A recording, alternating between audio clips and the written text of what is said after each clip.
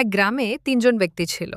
একজন কুষ্ঠরোগী, একজন টাকওয়ালা এবং একজন অন্ধ ছেলে। আল্লাহ তায়ালা তাদের পরীক্ষা করার জন্য একজন ফেরেশতা পাঠালেন।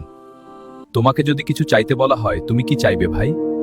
সুন্দর চামড়া আর এই রোগ থেকে মুক্তি, যাতে মানুষ আমাকে ঘৃণা না করে। কুষ্ঠ রোগীটির গায়ে হাত দিতেই আল্লাহ তায়ালা তাকে সুস্থ করে দিলেন।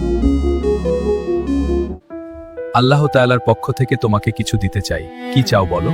তাহলে আমাকে একটি উট বা গাভী দিন। তোমার ইচ্ছা পূর্ণ হোক। আল্লাহ তাআলা তোমাকে এতে বরকত দান করুন।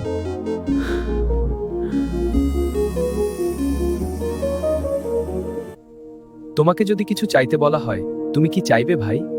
আমি আমার মাথায় চুল চাই।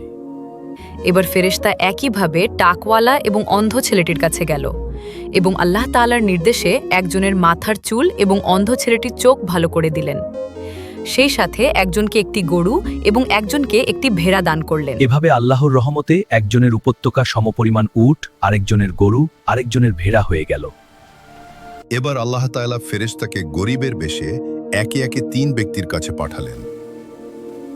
ভাই, আমি একজন গরিব লোক, আমাকে কি একটি উট দেয়া যাবে আল্লাহর নামে, যদি তুমি আমাকে দান করতে? দেখুন ভাই, এগুলো আমার বাবার দেয়া উট, এখানে অনেক মানুষের হক আছে, এটা আমি দিতে পারবো না, আপনি আসতে পারেন। তোমাকে আমি চিনি মনে হচ্ছে, তুমি কি কুষ্ঠরোগী ছিলে না? লোকেরা তোমাকে ঘৃণা করত, তুমি গরিব ছিলে, আল্লাহ তাআলা তোমাকে ধনসম্পদ দান করেছেন, ঠিক না? আরে না না, এই সম্পদ আমি আমার বাবার কাছ থেকে পেয়েছি, চলে যান এখান থেকে। ঠিক আছে, যদি তুমি মিথ্যা বলে থাকো তাহলে আল্লাহ তাআলা তোমাকে পূর্বের অবস্থায় ফিরিয়ে নিয়ে যাবেন।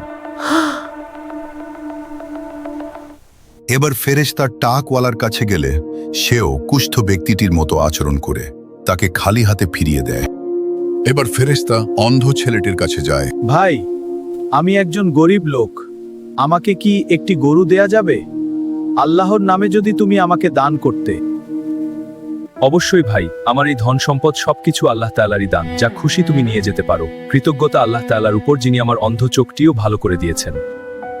তোমার গরুগুলো তোমার কাছেই রেখে দাও, আসলে তোমাদের পরীক্ষা করা হলো, আল্লাহ তাআলা তোমার প্রতি সন্তুষ্ট হয়েছেন।